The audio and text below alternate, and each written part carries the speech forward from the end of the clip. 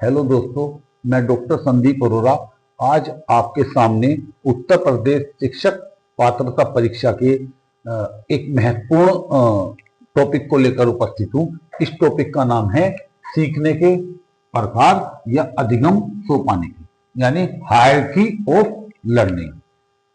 जैसा कि हम सब अपने प्रशिक्षण में, शिक्षक प्रशिक्षण में पढ़ चुके हैं कि अधिगम का तात्पर्य होता है व्यवहारगत परिवर्तन, यानी व्यवहार में आया अपेक्षित परिवर्तन अधिगम कहलाता है। इसको आम भाषा में हम लर्निंग कह देते हैं, यानी लर्निंग का अर्थ हो गया चेंज ऑफ बिहेवियर।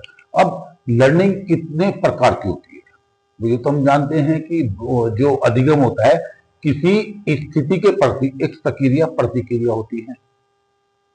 तो अधिगम के प्रकार कितने होते हैं, सीखना कितने प्रकार का होता है, इस संबंध में मनोवैज्ञानिकों ने अनेक संप्रत्य दी हैं। लेकिन इनमें सबसे महत्वपूर्ण जो बात कही है वो कही है अमेरिकन साइकोलॉजिस्ट रॉबर्ट मिल्स गैने ने। तो रॉबर्ट मिल्स गैने जो अमेरिका के साइकोलॉजिस्ट थे, अमेरिकन मनोवैज्ञानिक थे, उन्होंने लर्निंग के 8 प्रकार बताए, यानी उन्होंने अधिगम के 8 प्रकार बताए। उन्होंने 8 टाइप्स ऑफ लर्निंग दी और उन्होंने इसको हायरार्की ऑफ लर्निंग कहते हैं, अधिगम सोपानिकी इसको हम कहते हैं। तो इसके ऊपर सीधे सीधे ऑब्जेक्टिव टाइप क्वेश्चंस बनते हैं कि अधिगम सोपानिकी किसने दी, हायरार्की ऑफ लर्निंग का सिद्धांत किसने दिया। तो वहां नाम आएगा रॉबर्ट मिल्स गैने, जिसको हम गैने बोल देते हैं। रॉबर्ट मिल्स गैने कहाँ के मनोवैज्ञानिक थे, तो ये अमेरिकन मनोवैज्ञानिक थे और इन्होंने अपने अधिगम सोपानिका में 8 तरह के अधिगम बताए। और ये 8 तरह के अधिगम कौन से थे?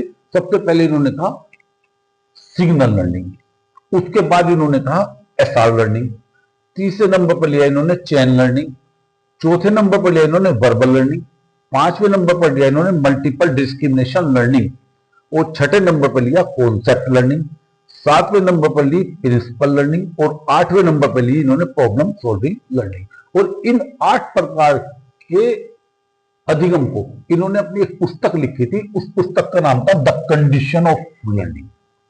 पुस्तक का क्या नाम था? The condition of learning. तो ये क्वेश्चन पूछा जा सकता है कि द कंडीशन ऑफ लर्निंग पुस्तक किसने दी? तो द कंडीशन ऑफ लर्निंग पुस्तक दी रॉबर्ट मिल्स गैने ने।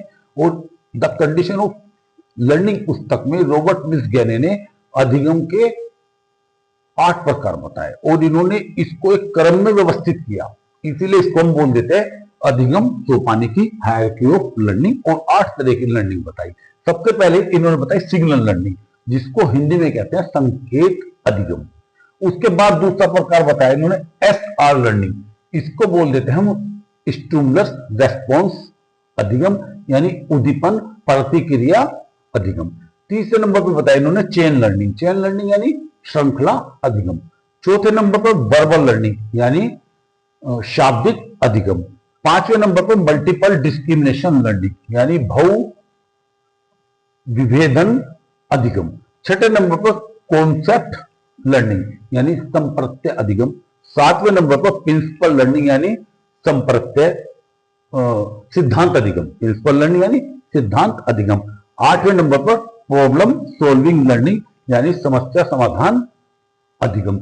अब इन्होंने जो अधिगम के 8 प्रकार बताए, इन्होंने ये कहा कि पहला प्रकार से अगला वाला जो प्रकार होता है वो जटिल होता चला जाता है और इन्होंने इसको एक व्यवस्थित क्रम दिया, एक इन्होंने इसको सीक्वेंस दी कि मान लीजिए सिग्नल लर्निंग है तो इससे जटिल होगी एसआर लर्निंग, एसआर लर्निंग से जटिल होगी चेन लर्निंग, चेन लर्निंग से जटिल होगी वर्बल लर्निंग और वर्बल लर्निंग से जटिल होगी मल्टीपल डिस्क्रिमिनेशन लर्निंग और मल्टीपल डिस्क्रिमिनेशन लर्निंग से जटिल होगी कॉन्सेप्ट लर्निंग और कॉन्सेप्ट लर्निंग से जटिल होगी प्रिंसिपल लर्निंग और प्रिंसिपल लर्निंग से जटिल होगी प्रॉब्लम सॉल्विंग लर्निंग। यानी ये सरल से जटिल की ओर जा रहे हैं।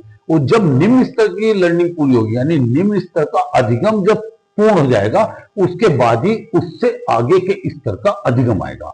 वो कैसे? कि जब कोई व्यक्ति सिग्नल लर्निंग कर लेगा यानी संकेत अधिगम प्राप्त कर लेगा, उसके बाद ही वो एसआर लर्निंग पर आएगा और जब एसआर लर्निंग कंप्लीट हो जाएगी उसके बाद वो चेन लर्निंग पर आएगा। ऐसा नहीं होगा कि वो पहले सिग्नल लर्निंग कर ले उसके बाद वो सीधा प्रॉब्लम सोल्विंग कर ले और बीच की लर्निंग ना कर पाएगा, वो पहले प्रॉब्लम सोल्विंग लर्निंग करे उसके बाद सिग्नल लर्निंग करे, ऐसा नहीं होगा। यानी ये जो सीक्वेंस है ये ऊपर से नीचे की तरफ चलेगी। और ऊपर से नीचे की ओर का मतलब क्या है कि पहले निम्न स्तर का अधिगम पूर्ण होगा, उसके बाद उससे उच्च स्तर का अधिगम पूर्ण होगा। इसीलिए इसको हम अधिगम सोपानी की हायरार्की ऑफ लर्निंग कहते हैं। अब हम इनको एक एक करके समझेंगे कि ये लर्निंग क्या होती है। उससे पहले ये जो सबसे पहले आता है सिग्नल लर्निंग, इसको हिंदी में हम कहते हैं संकेत अधिगम। अब संकेत अधिगम होता क्या है, तो इसके अंतर्गत पावलोव और वाटसन इन दोनों को स्थान प्राप्त है। और हम अपने डीएलएड या बीएड के उसमें प्रशिक्षण के दौरान हम पढ़ चुके हैं कि पावलोव ने जो दिया था क्लासिकल कंडीशनिंग दी थी। एक्चुअली पावलोव क्या कहते थे, पावलोव की जो सिद्धांत था उसका लब्बुलबाब यही था कि कंडीशनल स्टिमुलस के प्रति अनकंडीशनल रेस्पॉन्स का उत्पन्न होना सीखना कहलाता है। पावलोव एक्चुअली रूसी शरीर वैज्ञानिक थे और ये कुत्ते की लार ग्रंथियों पर प्रयोग कर रहे थे। उसी लार ग्रंथियों पर प्रयोग करने के दरमियान इन्होंने अपने प्रयोग के आधार पर, अपने एक्सपेरिमेंट के आधार पर यह निष्कर्ष निकाला कि जब कोई कंडीशनल स्टिमुलस होता है और उसके प्रति, कंडीशनल स्टिमुलस के प्रति अनकंडीशनल रेस्पॉन्स उत्पन्न होने लगता है, तो उसको ये लर्निंग कहते थे, उसको सीखना कहते थे। ध्यान कीजिए कि पावलोव के जो एक्सपेरिमेंट थे उसमें कंडीशनल जो स्टिमुलस था वो था घंटी की आवाज। पावलोव के जो वो था एक्सपेरिमेंट, उसमें कंडीशनल स्टिमुलस था घंटी की आवाज। इस घंटी की आवाज के प्रति जब वो घंटी की आवाज बजती थी तो तब भी कुत्ते के मुंह में लार आ जाती थी। यानी लार आना क्या होता है, स्वाभाविक प्रतिक्रिया होती है। और ये रेस्पॉन्स कैसा था, ये रेस्पॉन्स था अनकंडीशनल रेस्पॉन्स। कंडीशनल स्टिमुलस यानी कृत्रिम उद्दीपन के प्रति अनकंडीशनल रेस्पॉन्स, स्वाभाविक प्रतिक्रिया को उत्पन्न होना सीखना कहलाता है। तो पावलोव का जो सीखने का सिद्धांत था उसको क्लासिकल कंडीशनिंग या क्लासिकल अनुबंधन कहते थे। और इसका जो समर्थन कहता वो वाटसन ने कहता। और वाटसन ने का एक स्टेटमेंट भी यूपी टेट में पूछा गया है। ये कहते थे कि मुझे 1 दर्जन स्वस्थ बच्चे दे दो और मैं उन्हें जो चाहे वह बना सकता हूं, चाहे उन्हें डॉक्टर बनवा लो, चाहे इंजीनियर बना लो, चाहे उन्हें डाकू लुटेरा बनवा लो। यानी वातावरण पर बल देते थे, इसलिए व्यवहारवादी। तो व्यवहारवाद के जनक भी ये कहे जाते थे। इन्होंने ही सबसे पहले वाटसन ने मनोविज्ञान को व्यवहार का विज्ञान कहा था। और पावलोव के प्रयोग के बारे में हम आगे पढ़ेंगे जब हम उनके एक्सपेरिमेंट को बताएंगे। अभी मैंने सारांश में बताया, ये सीखने का अर्थ बताते थे कि कंडीशनल स्टिमुलस के प्रति यानी कृत्रिम उद्दीपन के प्रति, घंटी की आवाज के प्रति अनकंडीशनल रेस्पॉन्स, स्वाभाविक प्रतिक्रिया यानी कुत्ते के मुंह में लार आना, ये सीखना कहलाता है। यानी ये कहते थे स्वाभाविक उद्दीपन के प्रति अस्वाभाविक प्रतिक्रिया को उत्पन्न होना सीखना कहलाता है। इन प्रयोगों के लिए, इन एक्सपेरिमेंट के लिए 1904 में पावलोव को नोबेल प्राइज भी मिला था। इसके बाद सिग्नल लर्निंग सबसे निम्न स्तर की लर्निंग मानी जाती है। इसके बाद जब ये लर्निंग पूरी हो जाएगी सिग्नल लर्निंग, इसके बाद आएगी एसआर लर्निंग। एस यानी स्टिमुलस, आर माने रेस्पॉन्स, यानी उद्दीपन प्रतिक्रिया अधिगम। इसमें थॉर्नडाइक के ट्रायल एंड एरर थ्योरी, प्रयास और त्रुटि के सिद्धांत को यानी एसआर लर्निंग को, और बीएफ स्किनर के ऑपरेंट कंडीशनिंग को भी स्थान दिया जाता है। ठीक। और बीएफ स्किनर का जो ऑपरेंट कंडीशनिंग थी, इसको आगे पढ़ेंगे। क्रिया प्रसूत अनुबंधन, क्रिया प्रसूत अनुबंधन या अधिगम सिद्धांत। इसमें बीएफ स्किनर क्या कहते थे, इसमें बीएफ स्किनर ये कहते थे यदि किसी क्रिया के बाद कोई बल प्रदान करने वाला उद्दीपन मिलता है तो उस क्रिया की शक्ति में बढ़ोतरी हो जाती है। दोबारा सुन लीजिए मैं क्या कह रहा हूं। यदि किसी क्रिया के बाद कोई बल प्रदान करने वाला उद्दीपन मिलता है तो उस क्रिया की शक्ति में बढ़ोतरी हो जाती है। ये जो बल प्रदान करने वाले उद्दीपन की बात करते थे, इसका मतलब था रीइंफोर्समेंट, पुनर्बलन। इसका मतलब बीएफ स्किनर ने अपने ऑपरेंट कंडीशनिंग सिद्धांत में सबसे अधिक पुनर्बलन पर बल दिया। और ये पुनर्बलन द्वारा सीखने पर बल देते थे बीएफ स्किनर। और बीएफ स्किनर के ऑपरेंट कंडीशनिंग सिद्धांत से प्रोग्राम इंस्ट्रक्शन यानी अभिकर्मित अनुदेशन का जन्म हुआ। उसके बारे में आगे विस्तार से पढ़ेंगे। और थॉर्नडाइक ने ट्रायल एंड एरर थ्योरी दी थी, इन्होंने सीखने के नियम भी दिए थे, और एसआर लर्निंग यानी उद्दीपन प्रतिक्रिया सिद्धांत भी इन्होंने दिया था। तो बीएफ स्किनर के ऑपरेंट कंडीशनिंग और थॉर्नडाइक के एसआर लर्निंग को हम रखते हैं एसआर लर्निंग के अंतर्गत। इसके बाद जो लर्निंग आती है वो आती है चेन लर्निंग। चेन लर्निंग क्या होती है? इसको हम कर्मिक अनुबंधन बोलते हैं। तो इसमें क्या होता है? चेन लर्निंग वहां होती है जहां पर हमारा अधिगम जो सामग्री होती है, जो हमारा लर्निंग मटेरियल होता है, वो क्रमबद्ध रूप में होता है। जैसे कि आपको हिस्ट्री आप पढ़ रहे हैं, और हिस्ट्री में आप पढ़ते पढ़ते आपको दिल्ली सल्तनत पढ़नी है, तो दिल्ली सल्तनत में सबसे पहले आप क्या पढ़ोगे? गुलाम वंश। गुलाम वंश के बाद आप क्या पढ़ोगे? खिलजी वंश। खिलजी वंश के बाद क्या पढ़ोगे आप? तुगलक वंश। और तुगलक वंश के बाद आप क्या पढ़ोगे? गुलाम वंश, खिलजी वंश, तुगलक वंश, सैयद वंश, लोधी वंश, और उसके बाद आप क्या पढ़ोगे? मुगल वंश। अगर आप इतिहास को, ऐतिहासिक जो विवेचन होता है, जो इतिहास होता है, उसको अगर आप पढ़ना होगा तो वहां पर आएगी चेन लर्निंग काम में आएगी।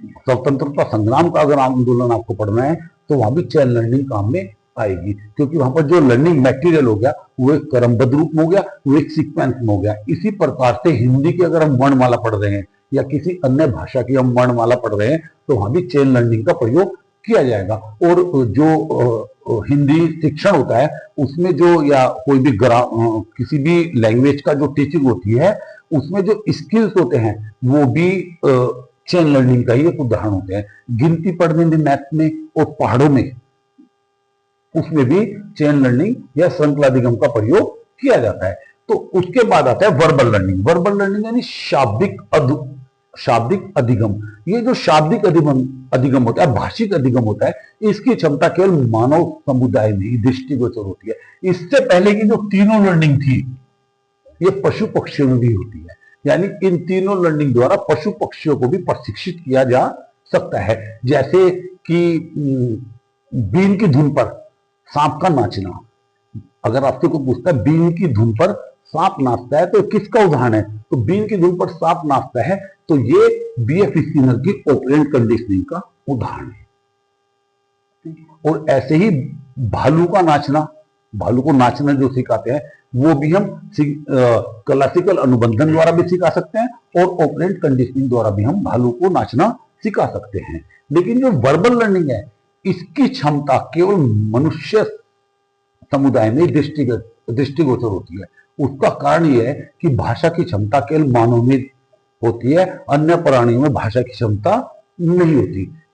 इसमें क्या होता है? इसमें पाठ्य वस्तु का रटंत स्मरण यानी रोट लर्निंग या मीनिंगफुल लर्निंग, रोट लर्निंग हो चाहे मीनिंगफुल लर्निंग हो, या मतलब पाठ्य वस्तु का जो रटंत स्मरण होता है, उसकी क्षमता वर्बल लर्निंग के अंतर्गत आती है, और ये मानव समुदाय में दृष्टिगोचर होती है। इसके बाद अगला आता है मल्टीपल डिस्क्रिमिनेशन लर्निंग।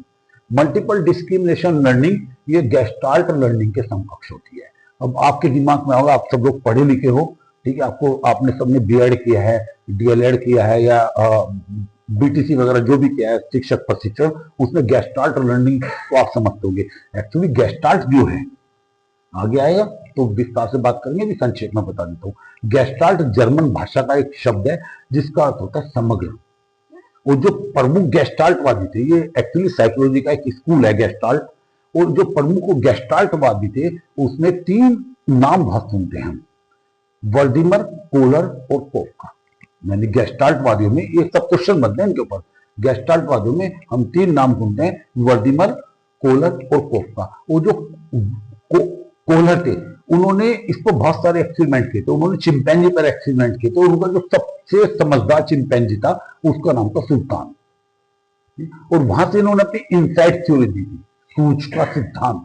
और ये कहते थे कि जब किसी प्राणी के सामने कोई समस्या उत्पन्न होती है तो वो उसको अंगों में, मतलब उसको टुकड़ों में सोल्व नहीं करता, वो उसको पूर्ण रूप में देखता, पूर्ण रूप में देखकर उस समस्या का वो सोल्यूशन करता है। तो इसको लेकर इन्होंने सुल्तान जो उनका चिंपैंजी था उसके ऊपर प्रयोग किए थे। छड़ी वाले प्रयोग थे, ठीक, और बक्से वाले प्रयोग थे। 2 तरह के इन्होंने एक्सपेरिमेंट किए थे। जब हम सूझ का सिद्धांत पढ़ेंगे, इनसाइट थ्योरी पढ़ेंगे, तब हम इसको पढ़ेंगे। और ये गेस्टाल्ट का होता है समग्र, और इनसाइट का मतलब होता है अचानक समस्या का समाधान होना। जब हम पूर्ण रूप में देखेंगे, उसके अंगों में जितने अंग होंगे उनमें प्रत्यक्षीकरण करके समन्वय स्थापित कर लेंगे, तब हम उस समस्या का हल कर देंगे। तो फूट जो होती है अचानक उत्पन्न होती है, अकस्मात उत्पन्न होती है, और ये गेस्टाल्ट से जुड़ी हुई है। और गेस्टाल्ट वादी थे बर्जीमर, कोलर और कोफ का, और इसी लर्निंग को इन्होंने मल्टीपल डिस्क्रिमिनेशन लर्निंग में काउंट किया था इन्होंने, गैने ने। अब इसके बाद छठे नंबर की लर्निंग आती है कॉन्सेप्ट लर्निंग। कॉन्सेप्ट लर्निंग का मतलब होता है इस लर्निंग के अंतर्गत, इस अधिगम के अंतर्गत संप्रत्ययों का निर्माण करना आता है। और संप्रत्ययों का जो निर्माण होता है, एक्चुअली संप्रत्यय क्या होते हैं, जो सामान्यकृत विचार होते हैं किसी भी वस्तु के बारे में, किसी भी घटना के बारे में, या किसी भी अन्य किसी भी चीज के बारे में, जो प्राणी के सामान्यकृत विचार होते हैं, जो जो जो कॉमन जनरलाइजेशन होता है, उसको कॉन्सेप्ट कहते हैं। तो ये जो कॉन्सेप्ट होते हैं ये हर प्राणी के दिमाग में अलग अलग तरीके से बनते हैं। तो इस लर्निंग के अंतर्गत, कॉन्सेप्ट लर्निंग के अंतर्गत संप्रत्ययों का निर्माण आता है। इसके बाद आता है प्रिंसिपल लर्निंग, ये 7वें नंबर की है। प्रिंसिपल लर्निंग यानी नियम अधिगम, या इसको सिद्धांत अधिगम भी कहते हैं। सिद्धांत का होता है सिद्ध, जिसे अंतिम रूप से सिद्ध कर दिया गया हो। तो सिद्धांतों को समझना और सीखना प्रिंसिपल लर्निंग में आते हैं। लास्ट में जो 8वें नंबर की लर्निंग आती है, जो सर्वोच्च स्तर की लर्निंग है, वो होती है प्रॉब्लम सॉल्विंग लर्निंग। इस लर्निंग में प्राणी अपनी समस्याओं का समाधान करना सीख लेता है। ये अधिगम का सर्वोच्च स्तर होता है। और सबसे निम्न स्तर होता है कौन सा? सबसे निम्न स्तर होता है सिग्नल लर्निंग, यानी संकेत अधिगम। जैसे संकेत अधिगम तो ये होता है कि मान लो कोई सड़क पे चल रहा है और वो ट्रैफिक लाइट को समझता है कि जो रेड लाइट है रुक जाना है, ग्रीन लाइट है तो चल जाना है, वो सिग्नल लर्निंग होगी। लेकिन ये जो प्रॉब्लम सॉल्विंग लर्निंग है, ये अधिगम का सर्वोच्च स्तर हो गया। 8वें नंबर की लर्निंग है, और इसमें प्राणी अपनी समस्याओं को हल करना सीख जाता है। और समस्याओं को हल कैसे करता है? समस्याओं को हल वो परिकल्पना निर्माण और उसके परीक्षण के माध्यम से करता है, यानी हाइपोथेटिकल फॉर्मेशन और हाइपोथेटिकल टेस्टिंग के माध्यम से करता है। अभी हाइपोथेसिस या परिकल्पना क्या होती है? जब कोई भी समस्या आती है प्राणी के समक्ष, तो वो उस समस्या के समाधान के अनुमान लगा लेता है। कोई भी समस्या आती है तो उस समस्या के अनुमानित समाधान वो लगा लेता है कि भाई ये एक समस्या आई, और उसके 3 या 4, मान लीजिए एक ये प्रॉब्लम आई, इस प्रॉब्लम के 3 या 4 ये अनुमानित समाधान हो सकते हैं। अब वो इन सबकी टेस्टिंग करेगा, देखेगा कि इस पहला जो हमने अनुमानित समाधान है उससे समस्या सोल्व होती है क्या, प्रॉब्लम सोल्व होती है क्या। जो दूसरा हमारा अनुमानित या कच्चा समाधान है उससे प्रॉब्लम सोल्व होती है क्या, या तीसरा जो हमारा अनुमानित समाधान है उससे प्रॉब्लम सोल्व होती है क्या। जिसमें से प्रॉब्लम सोल्व होगी उसके द्वारा वो प्रॉब्लम सोल्व कर देगा। इसका मतलब इसमें परिकल्पनाओं का निर्माण होता है और उन परिकल्पनाओं का परीक्षण होता है। तो ये सर्वोत्तम स्तर हो गया। तो इसका मतलब जो रॉबर्ट मिल्सगैने, जो अमेरिकन साइकोलॉजिस्ट थे, जो अमेरिका के मनोवैज्ञानिक थे, उन्होंने जो अपनी अधिगम सोपानी की दी, हायरार्की ऑफ लर्निंग दी, उसमें 8 टाइप्स बताए, और इन्होंने 8 अधिगम प्रकारों को एक क्रम में व्यवस्थित किया, जिनका सबसे निचला क्रम था सिग्नल लर्निंग, और सबसे उच्च स्तर तथा नंबर 8 पे प्रॉब्लम सॉल्विंग लर्निंग। एक बात हो रही है, ये जो पहले के 4 हैं, यानी सिग्नल लर्निंग, संकेत अधिगम, नंबर 2 पे एसआर लर्निंग, उद्दीपन प्रतिक्रिया अधिगम, नंबर 3 पे चैन लर्निंग यानी श्रृंखला अधिगम, और नंबर 4 पे वर्बल लर्निंग। ये चारों जो होते हैं 1 से 4 ये सरल होते हैं, और सरल होने के कारण ये व्यवहार पक्ष यानी बिहेवियर एस्पेक्ट से संबंधित होते हैं। और बाद के जो 4 होते हैं, यानी multiple discrimination learning, concept learning, principle learning और प्रॉब्लम सॉल्विंग लर्निंग, ये जटिल होते हैं। और ये जटिल होने के कारण कॉग्निटिव एस्पेक्ट यानी संज्ञान पक्ष से संबंधित होते हैं। तो जो क्वेश्चन बनेंगे अधिगम सोपानी के ऊपर या सीखने के प्रकार के ऊपर, इससे बाहर एक भी क्वेश्चन नहीं बनेगा, आप मेरा यकीन मानिए, ट्रस्ट कीजिए मुझे। ठीक, और इसके साथ साथ क्या होगा कि देखो कितना पढ़ना है, कैसे पढ़ना है, ठीक, यही सब कुछ होता है। किताबों में बहुत कुछ है, लेकिन कैसे पढ़ना, कितना पढ़ना, ये हम बताते हैं, हम आसान बनाते हैं आपके लर्निंग को। तो इसमें क्वेश्चन कैसे बनेंगे, इसमें बता देता हूँ मैं 1 मिनट में आपको, कि इसमें ऐसे बनेंगे कि अधिगम सोपानी की हायरार्की ऑफ लर्निंग किसने दी? रॉबर्ट मिल्सगैने ने। रॉबर्ट मिल्सगैने कहाँ के मनोवैज्ञानिक थे? अमेरिका के मनोवैज्ञानिक थे। अधिगम सोपानिका में रॉबर्ट मिल्स ने कितने प्रकार की लर्निंग को समाहित किया? 8 तरह के अधिगम को समाहित किया। ठीक, और अधिगम सोपानिकी किस पुस्तक में आई है? द कंडीशन ऑफ लर्निंग में आई है, जो गैने द्वारा रचित है।